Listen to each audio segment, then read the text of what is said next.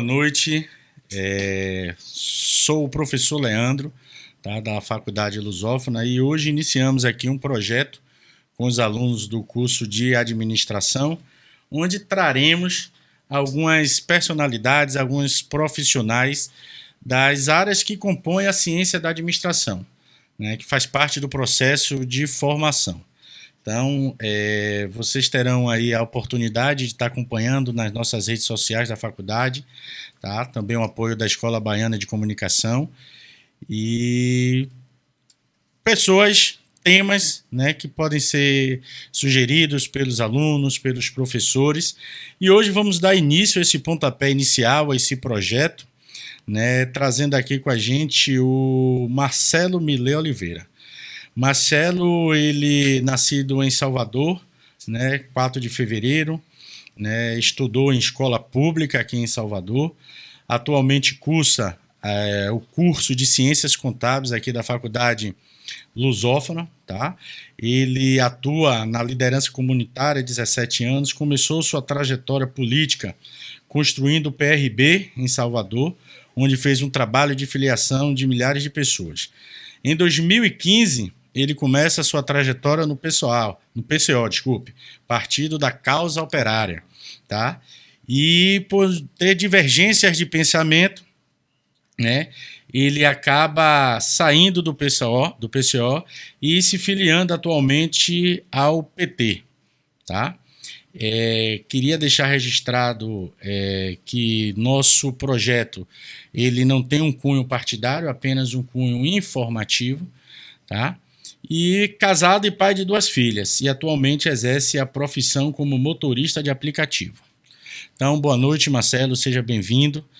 E hoje a nossa temática nós vamos trabalhar com a ciência política.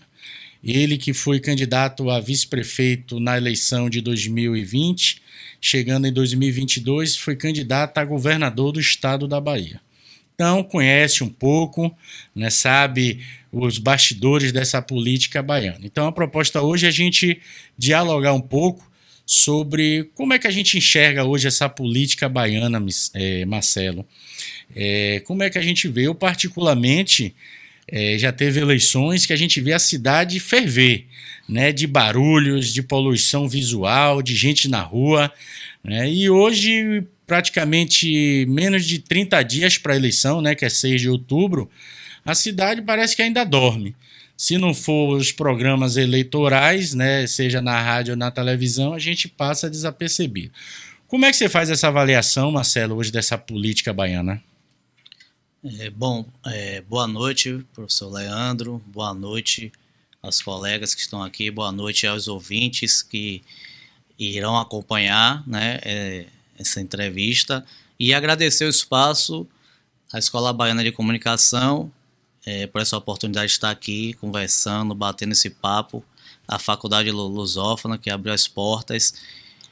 Então, professor, eu avalio a política, a pergunta que o senhor fez, eu já acho pouco. O período eleitoral é muito pouco para a gente discutir uma cidade, né?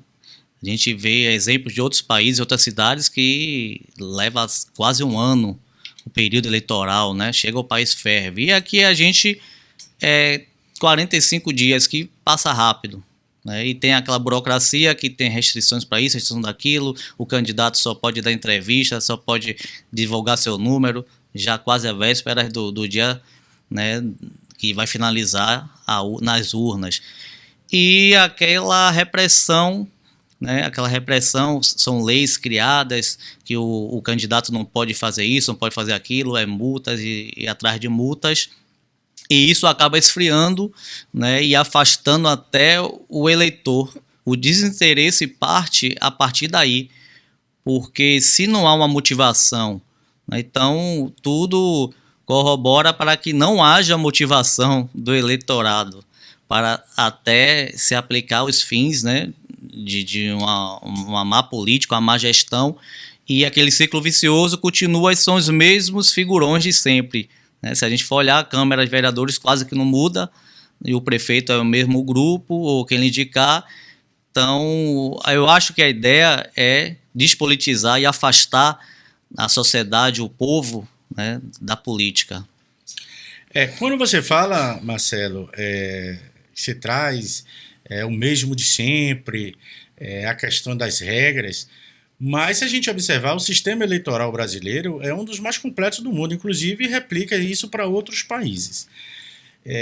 Se a gente tem um dos melhores sistemas eleitorais em termos de controle, de registro, o que eu percebo, não sei se você tem essa mesma visão, será que está havindo um desinteresse social da política aqui no Brasil? E aí eu ainda faço um recorte. Eu não vejo hoje o jovem, por exemplo, falar sobre política. Um grupo de pessoas, ou na faculdade, ou na rua, no seu momento de lazer, discutir, por exemplo, as políticas públicas, o que é que isso vai trazer para o meu bairro, né? O que é que isso vai trazer? Empregabilidade. Como é que você vê isso, a relação do jovem com o desinteresse com a política? Bom, professor Leandro, eu vejo que no Brasil, né, as urnas, né, há debates que as urnas são infalíveis, né, são antifraudes. Mas o que eu quero aqui deixar, né, esclarecer que já é desigual o repartimento, né, de fundo eleitoral. Então, aqueles partidos que têm o maior número de parlamentares, né, a maior bancada, ele recebe milhões e bilhões. Um partido pequeno, como fazia parte, o PCO, recebe um fundo eleitoral de 3 milhões e 100 mil para você distribuir para 200 candidatos, um exemplo. Se for botar e dividir 200 candidatos em materiais, panfleto, coisa e tal, área jurídica, o partido ainda vai ficar no déficit. Então é desleal esse compartimento de dinheiro, né, de fundo eleitoral, que é um dinheiro público vindo do nosso bolso, que teria até se discutir se é justo, né, tirar nosso bolso e dar milhões para um partido que já tem recursos. E ainda há a antidemocracia, porque partidos pequenos até hoje não recebem o fundo eleitoral. Aconteceu comigo em 2022. O fundo eleitoral do partido veio sair na última semana das eleições. Eu não tinha um panfleto para distribuir, não tinha nem condições de ir em Feira de Santana ali. E está acontecendo agora também em 2024. Os partidos pequenos estão com o fundo eleitoral ainda bloqueados, sem poder, né? Se eu não me engano, o Giovanni D'Amico agora ele falou que o partido não recebeu, então está pedindo vaquinha. Então é desleal, né? Você pegar um partido como o PCB, PCO, PSTU, AUP, que está chegando agora, para disputar com a União Brasil, com o próprio PT. Tá. Marcelo, vamos entrar agora para umas questões de temas que, vamos dizer assim, que sejam importantes para a gente enquanto cidadão da nossa cidade, né? A cidade hoje de Salvador, ela possui altos índices de violência, né? Onde eu até costumo dizer, antigamente você tinha o êxodo rural, as pessoas saíam do campo para buscar as oportunidades na cidade. E hoje você está tendo o êxodo urbano, as pessoas estão saindo da cidade e buscando cidades menores pelo custo de vida, pela qualidade de vida. Bom, 2 pontos que eu acho importantes. Fala-se muito, inclusive, projetos hoje para a cidade da mobilidade urbana, né? Nós vemos hoje que a cidade realmente ela tem um canteiro de obras. Hoje você tem modais integrados, você tem VLT que está ainda atrasado, mas existe um projeto, você tem o metroviário, você tem o rodoviário, você tem hoje ciclofaixas que abrange hoje grande parte da cidade, e eu acho que está mudando até o perfil, a cultura de usar os bicicletários e as ciclofaixas para se deslocar. Como é que você vê hoje a política baiana hoje com relação à mobilidade urbana? Nós somos uma cidade, porque assim, não é só ter a ciclovia se você também não alia isso com a sustentabilidade, né? A gente vê hoje a quantidade de carros que são inseridos nas vias, mas a estrutura viária é a mesma de anos e anos atrás. Então, como é que você vê essa mobilidade? Realmente isso vai trazer? Existem projetos hoje para cá? Como é que você enxerga isso aí? Em relação à empregabilidade, né, ela já se associa com a violência. Então, se a gente não tem um projeto para a cidade de empregar os jovens, então consequentemente, a violência vai se expandir, porque a gente tem que dar oportunidade para o jovem, tem que ter um plano de governo. E isso, muito dessas gestões que nós temos na prefeitura tratando de Salvador, não há um plano de governo para os jovens, de empregabilidade, de cursos, né? Salvador é uma cidade que não tem direito à cidade, né? A gente vive em uma cidade turística, uma cidade rica cultural, rica em gastronomia, rica em cultura, enfim. A nossa Bahia é um estado que chama a atenção do mundo todo. Temos o maior carnaval, mas temos uma desigualdade, temos uma até antidemocracia, porque um jovem da periferia ele não tem acesso, né, a um teatro. Um exemplo, o Teatro Castro Alves. Ele não sabe nem o que é um teatro, ele não sabe nem o que é um farol de Itapuã, uma Lagoa da Baité, ele não sabe, ele não tem, devido até à locomoção. O senhor falou aí da mobilidade urbana. Hoje, Salvador foi retirado 700 linhas, né? É um sistema que está falido, o sistema de transporte, nós já havíamos falado em 2020. E não é um fenômeno só em Salvador. O Rio de Janeiro sofre a mesma coisa, outras cidades, outras grandes metrópoles. São Paulo, né? Domingo, eles colocaram lá o tarifa zero no domingo, desde 2023, o transporte é gratuito. Então a gente precisa discutir a mobilidade urbana de Salvador com o pensar na população carente, naquele jovem que está buscando o seu primeiro emprego. Como é que ele vai buscar o primeiro emprego? Como é que ele vai tomar um curso se ele não tem o dinheiro do transporte? Sobre as ciclovias, a gente vê muitas 700 quilômetros de ciclovia, mas quando a gente vai ver muitos desses trechos, é um tapete vermelho pintado entre um arboreço, né, uma planta ali plantada, então o cara mal dá para se equilibrar na bicicleta ali. Então a gente tem que discutir a cidade com o cidadão, com a cidadã, chamar o gestor, ele tem que chamar a população. O que é que a população precisa? Será que é necessário gastar 1,5 bilhão com o BRT, ou a gente botar melhores ciclovias, mais linhas, voltar as linhas para os bairros que hoje não tem linhas? Será que é melhor botar creches que não tem creche, para que a adolescente que engravida, aquela jovem adolescente, ela muitas das vezes não pode tomar um curso, fazer uma faculdade, conseguir um emprego, ela tem que tomar conta da criança, do bebê. Então é um problema de gestão, né? Não adianta crescer a cidade em mobilidade, em viadutos, se não pensar na gente, no fator povo. Mas, por exemplo, como é que você avalia hoje os projetos que são propostos para os atuais candidatos aqui de Salvador? São projetos que têm um viés da sustentabilidade ou são projetos que pretendem continuar da mesma forma que estão?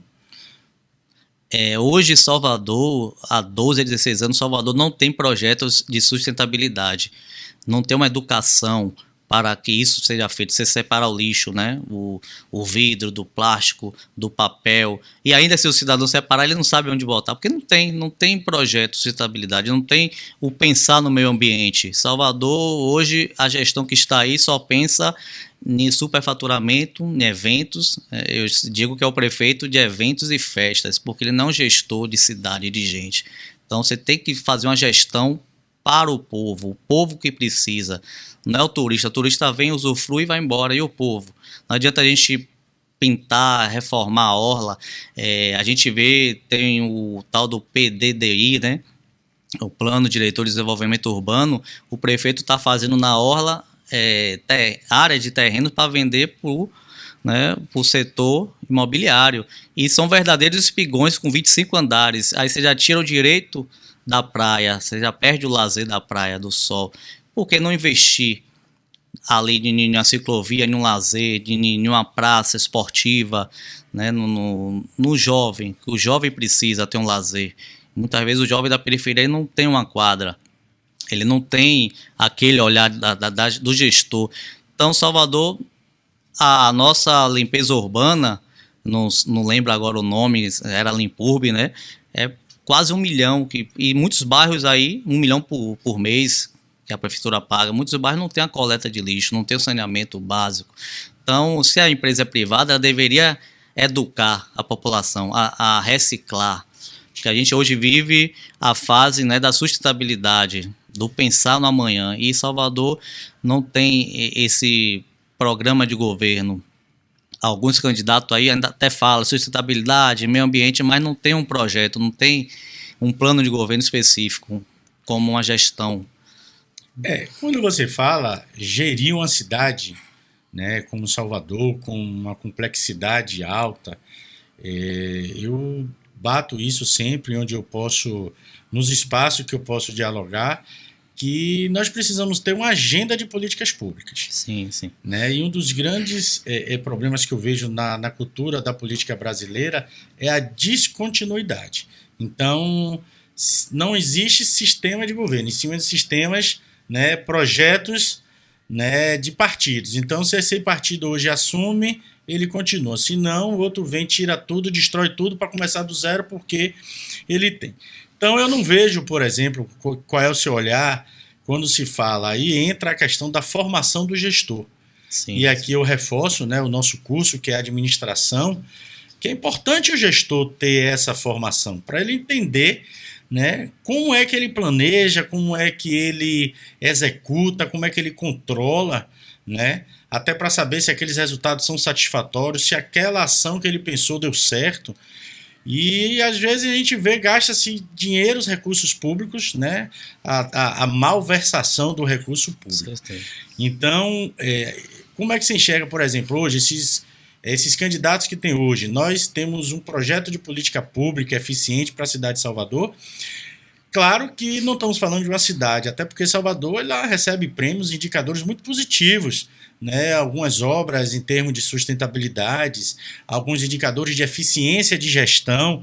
Então, assim, nós temos uma cidade que caminha, mas a gente sabe que ainda tem muitas coisas ainda para você superar. Então, o ponto-chave é como é que você enxerga as políticas públicas hoje. Esses candidatos, né? Nós estamos falando de Salvador, onde você tem o prefeito, né? Mas você tem o estado em si, porque a gente não pode olhar só para Salvador, a gente tem que olhar para o estado da Bahia. E você tem um vereadores. Eu, particularmente, eu acho que a participação de vereadores é muito pouca. Né? Se você perguntar a um cidadão desse aí na rua, me dê 3 nomes de vereador, ninguém sabe. Porque as ações deles parece que ficam só da porteira para dentro. Né? A não ser que aconteça um escândalo na Câmara, aí que você diz, a Câmara é de Vereadores de Salvador. Bom, mas como é que você enxerga isso, políticas públicas? Nós precisamos ter uma agenda, né? Definir prioridades, criar planos de ação e aí a gente tentar buscar esses indicadores. Eu vejo, professor Leandro, tratando de estado e município, aí eu volto àquela pergunta que o senhor fez, né? Por que o cidadão de Salvador está evadindo para o interior, para a zona rural? Por quê? Porque a gestão que foi feita naquele interior, né? Hoje o pessoal do interior não quer mais voltar para Salvador. Eu tenho um irmão que está trabalhando em Una, né? Eletromecânico, né? Então ele não quer voltar, ele está ganhando 4, 5 vezes mais que ele ganharia aqui. Então a gestão que gera o Estado, ela teve esse cuidar, né? Hoje o governo de Salvador é o prefeito bater no peito e dizer que ele que manda. Ele não chama a sociedade para debater. A gente tem que chamar a sociedade para debater. Mas é isso. Mas será que no contraponto a sociedade quer debater? Porque assim, você provoca a sociedade, porque o que é que a gente percebe? Se o entorno dele está satisfeito, o bairro dele tem um transporte, tem uma quadra, ele tem um acesso de serviço ali, para ele está ótimo. Mas será que politicamente provoca essa sociedade para que ela participe, vamos dizer, essa participação social? Ou é uma questão que fica distante, né? Aquele negócio, pô, né? Não vou sair da minha zona de conforto. Enfim, a necessidade da própria população, ela já confronta. Porém, é saber como confrontar. Falta políticas públicas, falta partidos, né? A gente não costuma dizer que o partido tem essa obrigação de dialogar com a população. De ter, tem. Né? A gente ouve até aquele negócio, vamos voltar para a base, o que é que está acontecendo? Porque Salvador é uma cidade que 110 mil pessoas moram em condições precárias ou moram na rua, ou estão a ponto de deslizamentos, como a gente já teve várias mortes, né? Pessoas que sofreram deslizamento de terra, falta de moradia.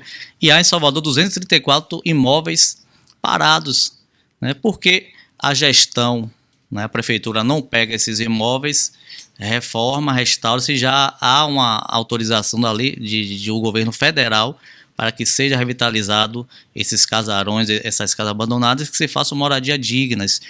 Então, falta a população ter os seus representantes, como o senhor disse. Se perguntar a um cidadão, ele não vai saber falar o nome de 3 vereadores. E isso entra o processo, né, que eu falei. As eleições é muito rápida. As eleições é 45 dias. E muitas das vezes a pessoa está na correria, não tem tempo para acompanhar o horário eleitoral, de ouvir o rádio, né? Poucas pessoas ouvem rádio. As redes sociais também tem aquela restrição, né? O parlamentar tem que falar isso, falar aquilo. Então, hoje falta realmente uma política urbana, uma política social, discutir política nas comunidades, né? Eu acho que isso, inclusive, tem que começar. Eu me lembro que as estruturas curriculares antigamente, você tinha a MC ou a SPB, né, a Organização, né, Moral e Cívica, a Organização Social da Política Brasileira, que era o que você trazia isso lá dentro da sala de aula. E aí, hoje, essa juventude, se você não leva isso, não provoca, a juventude não sabe nem qual é a importância dele. Né? Ele só pensa assim, o que eu ganho, dá para eu sobreviver, tá ótimo. Mas ele não pensa, por exemplo, a longo prazo, qual é a próxima geração. Né? Então eu acho que realmente precisa dessa provocação, eu acho que o jovem ele precisa, porque os jovens é o que vão ser o amanhã. Amanhã, o futuro. Né? E se o jovem hoje ele não se interessa em dialogar sobre isso, saber, né? E os candidatos também, eu acho que às vezes vê que essa parte, né, dos eleitores, vamos dizer assim, eu me lembro que antigamente, quando acho que 17 anos, você já pode tirar o título. A primeira coisa que você queria fazer, eu quero tirar logo o meu título. Parece que o título era um negócio. Hoje o cara completa 17 anos, ele não tá nem aí. Tá, né? Quanto mais ficar, porque perdeu a esperança disso aí. Bom, vamos falar só de mais de um tempo e depois vamos franquear a palavra, né? Que a gente está aqui no estúdio, a gente tem alguns alunos aqui participando e eles também vão fazer perguntas, né? Hoje está sendo debatida aí a questão da segurança pública, né? A gente sabe que a nossa cidade hoje, que já foi um dos maiores destinos turísticos, né, do Brasil, a gente perde aí para outras capitais do Nordeste, né? Nós perdemos também alguns investimentos, né? Claro que tem umas questões aí tributárias, né, de interesse, mas só para a gente citar, a gente perdeu o hub da Gol, que foi para Fortaleza, perdemos a Ford, que saiu aqui de Camaçari, né?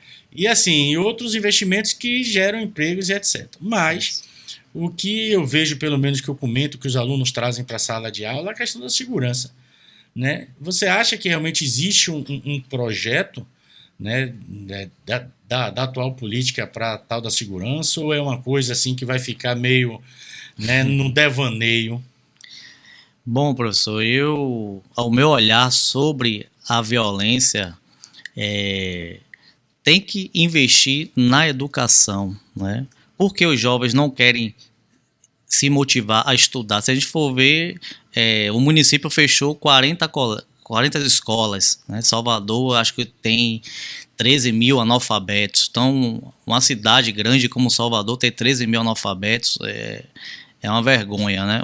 O Estado, a mesma coisa. O Estado, em vez de capacitar os jovens, dar cursos, ter políticas, né, sociais, políticas públicas, o Estado investe no aparato repressor que é a PM, né? Quem mora em comunidades, periferias, sabe como a PM entra, né? Entra atirando, entra matando. No Brasil a gente não tem pena de morte, pelo menos na Constituição, mas a gente vê vários jovens negros periféricos sendo dizimados. Por que não ter uma política com esses jovens, discutir com eles, que vamos sair, vamos estender as mãos para esses jovens? Eu tenho certeza que nenhum jovem quer morrer trocando tiro com polícia, nenhum jovem quer ser proibido de sair daquele bairro, de ter seu direito, né, bloqueado, porque ele não pode sair daquele bairro porque o outro bairro é inimigo. Então, tem que ter esse diálogo. E falta uma política para isso, não é chegar com o Estado. Pode fazer concurso aí para milhares de policiais, inventar uma nova força, como tem candidato aí dizendo que vai inventar uma nova polícia. Então, já está comprovado que não adianta. É educação, é melhorar as escolas que estão aí reformar, investir no professor, né, dar um melhor salário ao professor, melhor ferramentas para o professor trabalhar, o aluno a mesma coisa, né, dar o suporte para que aquele aluno possa estudar, não só o aluno, como aí já entra a questão dos pais, né? Eu também concordo, que acho que o conhecimento é que transforma. Mas se você não tiver, eu estava até comentando no grupo de colegas professores, recentemente o Estado, essa semana passada, melhor dizendo, lançou um edital para educação especial, onde você tem que ter um nível superior, a exigência de uma pós-graduação para um salário de R$ 1.100. É brincadeira. E aí as pessoas hoje estão fazendo um grupo, um manifesto, né, uma exigência de um nível de qualificação para uma remuneração abaixo do mínimo. Né? E, como eu falo, a educação ela emancipa, a educação transforma. Se você não investe, né, um bom médico, né, um bom advogado, ou até um bom gestor passou por um bom professor. Né? Então, se você não valorizar um lado dessa balança, você não vai ter o resultado que você espera. Bom, nós estamos aqui no estúdio aqui, né, da participação, como ele falou no início, da Escola Baiana de Comunicação. Registrar aqui o grande apoio que nos dá aqui para a gente estar iniciando esse projeto. E aí eu queria ver o público aí, quem tem pergunta aqui para fazer para a gente aqui. Bom, enquanto está passando ali o microfone, eu faço esse registro, Milê, justamente porque E se você vê hoje na eleição, o jovem, eu vou bater no jovem no sentido de...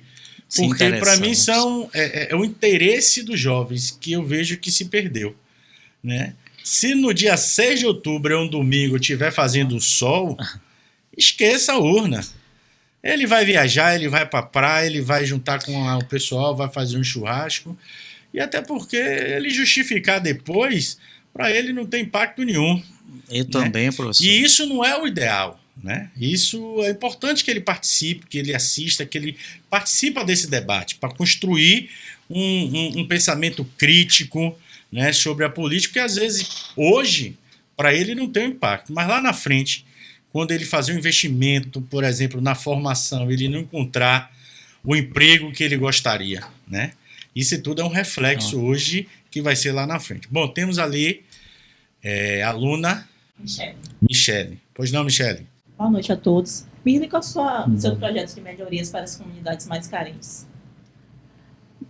Bom, Michele, para as comunidades mais carentes, nós temos que ressuscitar os projetos sociais, né? Ter aquelas associações de bairros, né, que fazem aquele trabalho comunitário. Hoje, Salvador não tem creche, né? As creches que há são comunitárias. Então, as associações andam com as próprias pernas, muitas fecharam desde 2016 para cá. Então, para você ter uma política para as comunidades, já tem que melhorar condições de vida. Muitas comunidades, as pessoas não têm a condição boa nem de moradia, né? São casas que estão com marquises a cair, né? Eu lembro que tem a lei do Zé Ribeiro, né, lei federal, que o município de Salvador não adotou, aonde o cidadão que ganha até 3 salários mínimos, ele pode pedir o suporte ao município e ter um arquiteto e um urbanista para reformar aquela casa que está para cair. Tem um projeto da prefeitura que reforma as suas casas nas comunidades? Que é uma pura fantasia. Esse Morar Melhor, quando a gente vai ver, 2 ou 3 comunidades e não são todas as casas que são pintadas. Até né? Também porque não vai ter um lastro financeiro para fazer, né? Então acho que deve ter feito uma análise daquelas que estão nos riscos maiores, deve ser as que começam a ser feitas. Mas, Milei, você não entende que é melhor você iniciar e começar do que você não ter nada? Eu me lembro aqui que tinha um projeto mãe da época de Lídice da Mata. Cidade Mãe, que era um projeto muito bem avaliado, era um projeto que abarcava muita gente na cidade. Claro, ele se descontinuou com esse passar do tempo. Né? Mas era um projeto muito bem visto, né? Realmente tinha um resultado, uma efetividade nos resultados. O sucessor dela, a Lídice, teve aquela perseguição política, né? Que antes o Estado dava o recurso direto para o prefeito. Hoje o prefeito já recebe dinheiro direto da União, o recurso. Então houve aquela perseguição política. Eu vi muitos colegas que hoje são profissionais através do curso Cidade Mãe. E eu me lembro que ela tomou ovada lá na rua.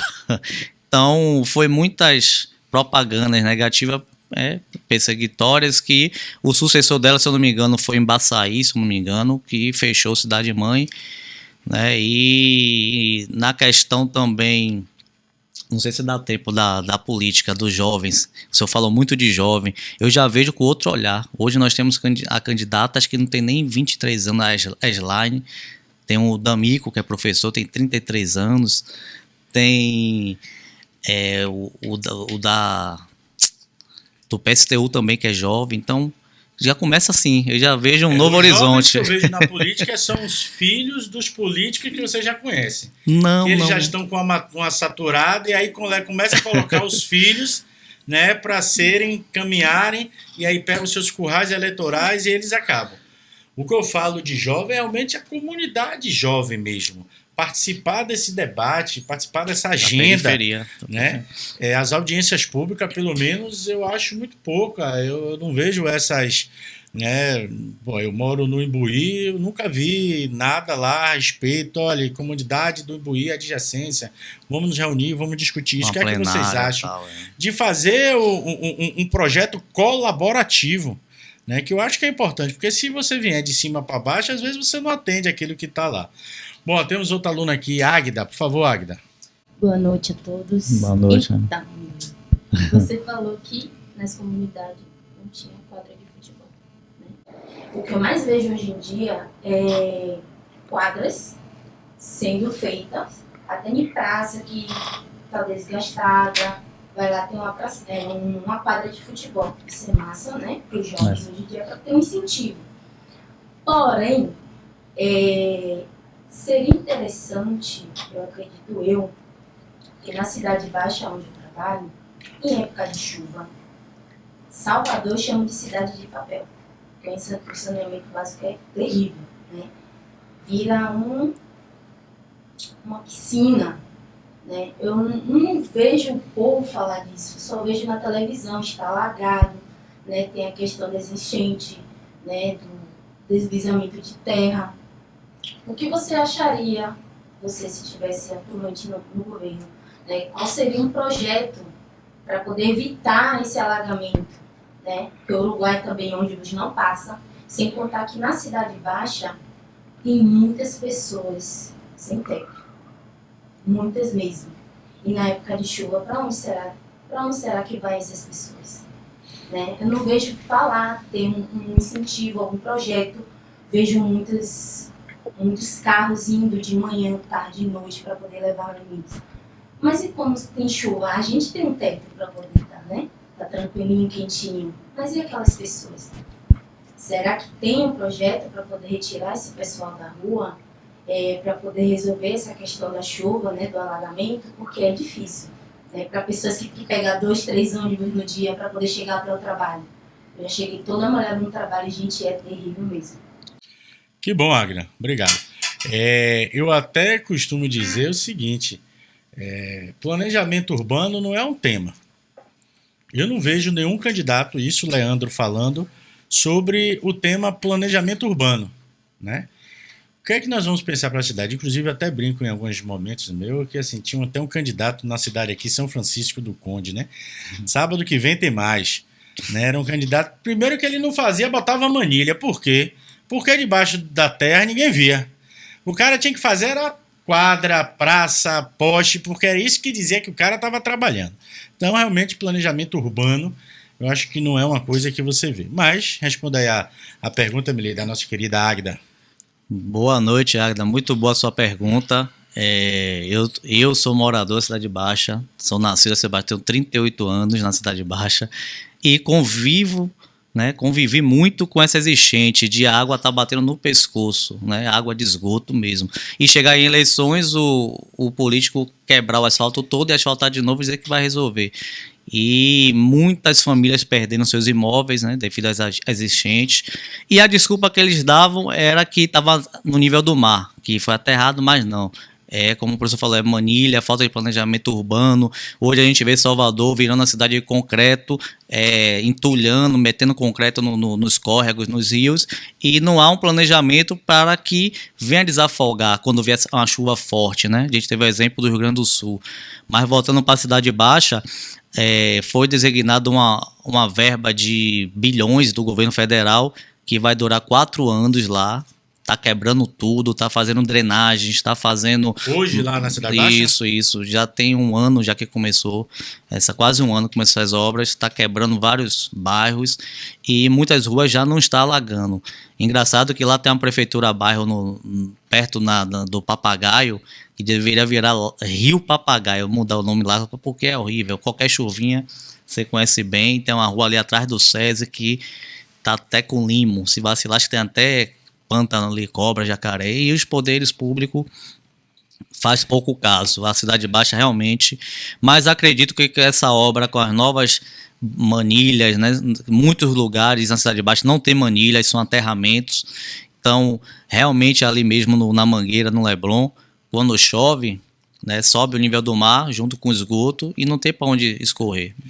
Eu acho assim, eu acho que precisamos dar crédito. Esse final de semana eu fui conhecer não é ainda a nova orla, né, ali da Boca do Rio, porque ainda não inaugurou.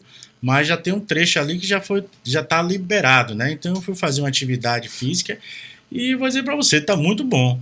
Né? Pelo menos o que você vê lá, pensaram no estacionamento, pensaram no cara do barraqueiro, pensaram no pessoal dos ambulantes que ali estavam, então construíram estruturas. E o que eu vi, por exemplo, é que uns prédios que tinham abandonado alguns imóveis, hoje você passa lá, tá todo mundo pintando, ajustando, porque valorizou. Inclusive aquelas áreas que eram abandonadas já tem prédios sendo construídos.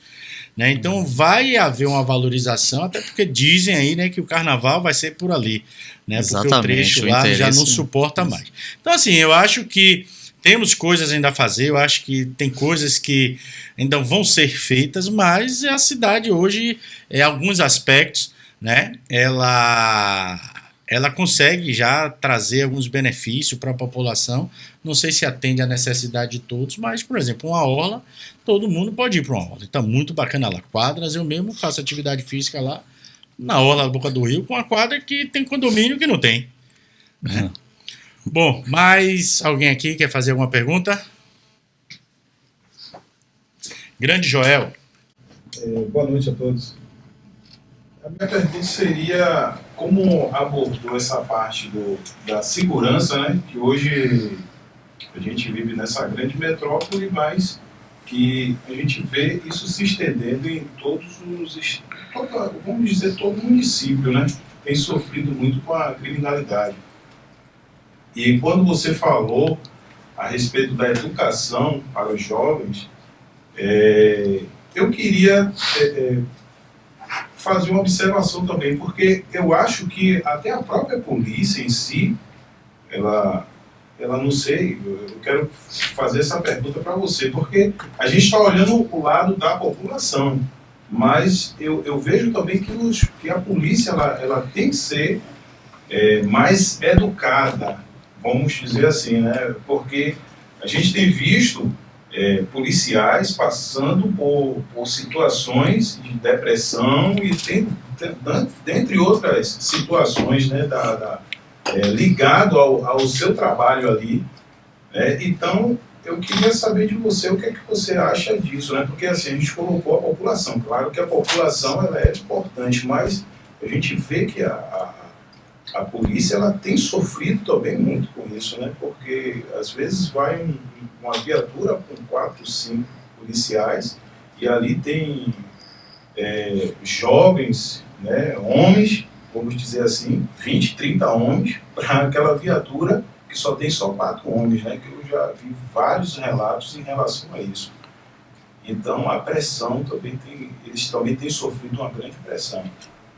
Então, eu queria saber de você o que é que você acha em relação a isso. Boa noite, Joel. Muito boa a sua pergunta.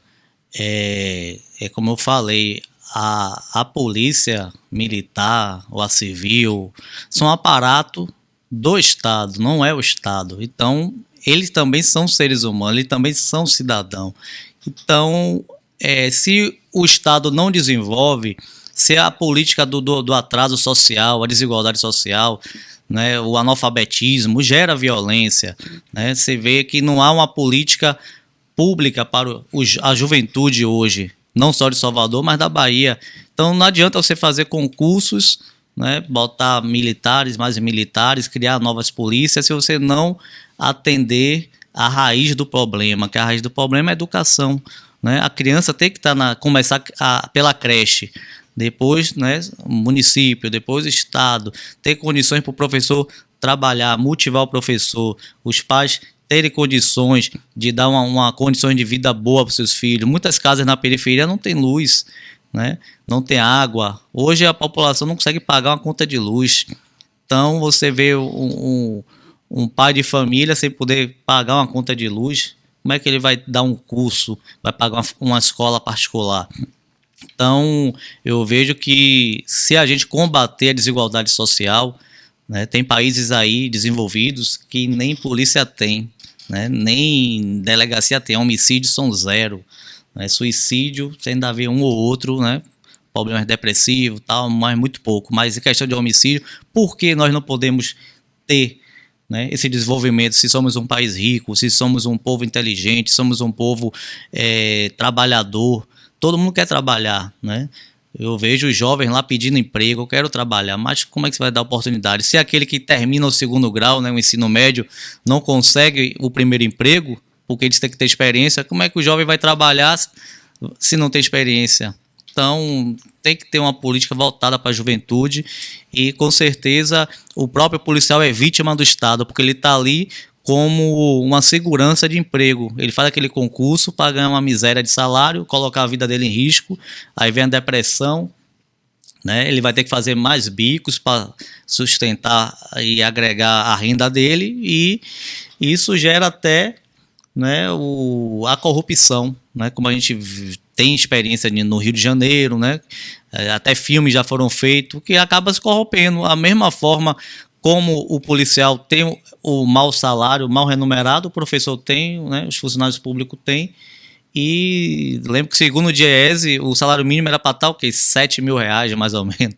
Tem dinheiro? Tem, porque tem dinheiro para os políticos e não tem para o trabalhador, né? Então, 2 pesos e 2 medidas, que quem ganha sempre é o Estado. Ele usa o aparato e destrói a nação, que a juventude é o futuro da nação. Então, falta comprometimento dos gestores, dos partidos, para olhar para os jovens.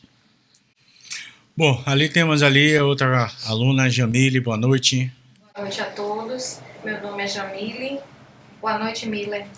Boa Como noite. as políticas públicas atualmente afetam ou facilitam a vida de nós, soteropolitanos?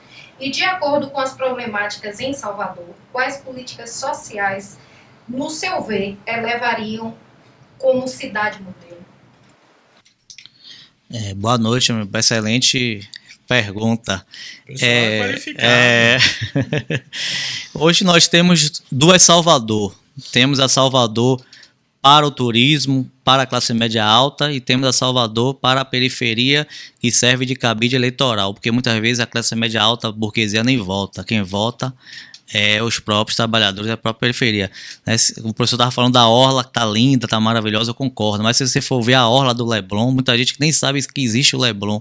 Você vê esgoto, lixo, animal morto, pneu, a orla do subúrbio. Nós temos um subúrbio lindo, né? Temos a culinária perfeita, né? Pratos típicos perfeitos, né? Então, o mesmo olhar que o gestor está tendo para essas áreas nobres, ele tem que ter. Salvador é uma só, Salvador não é dividida, né? Tem a cidade baixa e a cidade alta, mas isso não é pretexto. Já a política social tem que ter empreendedorismo, tem que capacitar o jovem, tem que colocar o jovem para ter um curso técnico, né? O Senai, eu lembro que eu tomei uns 4, 5 cursos no Senai. Sou padeiro, sou operador de pá carregadeira, né? Sou azulejista, tudo curso do Senai, um projeto que o governo Lula na época fez, que a gente saía do ensino médio, eu estudava na Alipo, e fui capacitado como padeiro no Senai. Então falta essas políticas. Um jovem de periferia, ele não tem condição de tomar um curso no Cimatec ali, né? Um curso de técnico de refrigeração, né? De engenharia. Então temos que olhar, porque a comunidade, a periferia é a maioria, né? Eu, como motorista de aplicativo, eu vejo muitos alunos da UFBA, né, que vêm de outros estados, né, de Minas, do Rio, e a nossa população. Salvador é uma população que 85% é a população negra.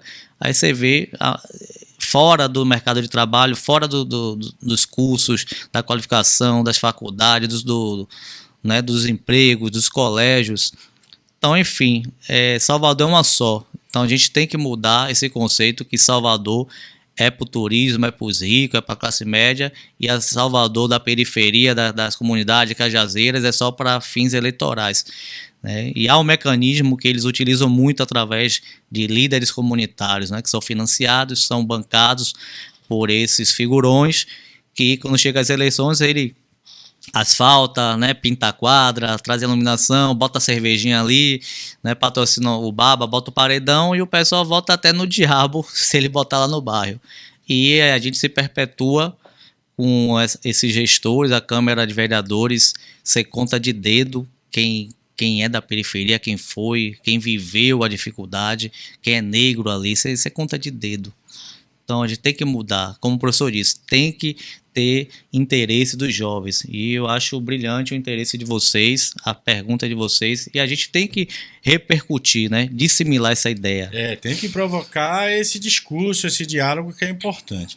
Milê, você falou, né, atua já como motorista de aplicativo, dessas idas e vindas, subindo e descendo aí. Qual é a principal queixa da população? Já estamos na fase final aqui do nosso projeto, né? Pelo tempo também. O que é que você mais ouve aí? Qual é o tema, um tema só, que o pessoal mais fala nesse carro seu aí, subindo e descendo? Desde 2020, professor Leandro, que é a falta de ônibus. A falta de ônibus. Porque às vezes eu pego 3 passageiros com 3 paradas. O pessoal faz aquela vaquinha, né, e divide compartilhada. Pela falta de... Chega a um certo horário em Salvador, 10 da noite, não tem mais ônibus, não tem mais linhas, né? Muitas vezes foge do percurso do metrô, né, do BRT, e acredito que o VLT saindo vai contemplar muitos bairros ali, da suburbana, a própria Cajazeira, né, que vai integrar 29 de março, e vamos ver... Eu acho que é a proposta, né? O VLT ele vai abranger a suburbana. E a proposta dele é até chegar para a Orla. Que aí Exatamente. Você tem o metrô que já chega no aeroporto, né? Que tem a outra linha que vai chegar lá. Você tem o BRT que ele passa ali pelo Iguatemi, que já pega pela estação da Lapa. Então a ideia é que a cidade fique integrada. Né? Perfeito. Mas existe uma diferença entre eficiência, eficácia e efetividade. Né? A gente vai esperar isso. Bom, eu acho que pelo andar da hora eu queria lhe agradecer, Milê, né, pela a sua participação aqui, de trazer um pouco dessa sua leitura, né, desse seu conhecimento, né, até porque participou desses debates. Eu acho que esse é um debate que não se esgota aqui. Eu acho que a gente precisa levar esses debates para outros lugares, né, para a sala de aula, para o jovem, né, tratar a questão da empregabilidade, do empreendedorismo. Acho que tudo isso é importante. Porque não adianta fazer algo pontual e dizer eu fiz, mas se isso também não for avaliado para saber se está trazendo um resultado positivo, porque aí também não tem sentido daquilo. Então, eu queria agradecer também aos alunos aqui presentes, né, que prestigiaram. Vamos agora fazer essa discussão num outro espaço nosso, que é a sala de aula.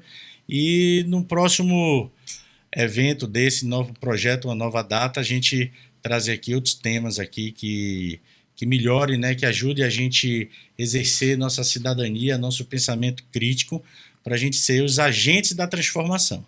Né? Então, obrigado, queria agradecer aí, um abraço a todos, a Escola Baiana de Comunicação aí pelo suporte. Okay? Eu que agradeço, professor, e as portas abertas, eu que agradeço. E que tenha outras, né, oportunidades e, como o senhor disse, as ideias, vamos dissimular as ideias e juntos somos mais fortes, um sozinho não vai não.